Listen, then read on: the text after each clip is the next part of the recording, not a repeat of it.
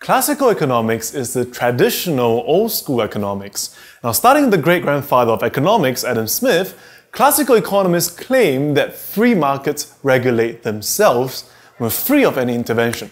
So Adam Smith referred to an invisible hand which will move markets towards their natural equilibrium without requiring any outside intervention.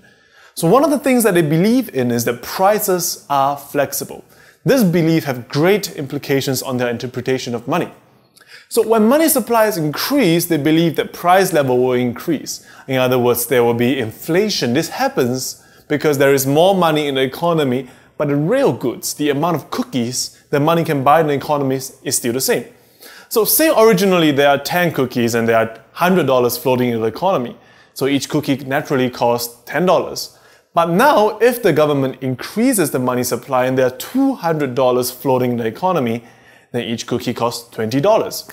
So there will be an increase in the price level, in other words, inflation, if the government increases the money supply. Now, at the same time, remember our graph for demand and supply for money? So when the money supply increases, there seems to be a decrease in interest rate. But does this really happen? So remember that we said the money supply increased, there will be inflation. So price level increase, but whatever is underlying, the number of cookies is still the same. This means that the real underlying interest rate is still the same. It is only the nominal interest rate that changes. Since the number of cookies stay the same, then the increase in the interest rate is purely illusory. To visualize this, imagine this scenario. So money supply increases and you see more money in the economy and probably more money in your wallet. But then what happens? So you start thinking that you have more money and hence you try to spend more money. But you realize that everything costs more as well. So eventually you can only buy the same amount as before. Money is but an illusion here.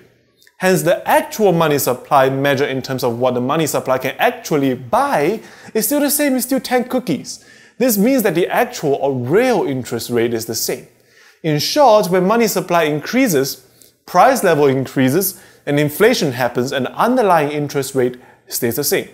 Since this graph shows the real interest rate, the actual, or what we call real money supply, actually goes back to the original level. Hence, while money supply seems to have increased, but because inflation happens straight away, as the classical economists believe, then the underlying interest rate stays the same. This means that short-run interest rates cannot be subject to manipulation by the central bank and hence always follows long-term interest rates. In other words, these are one and the same to classical economists.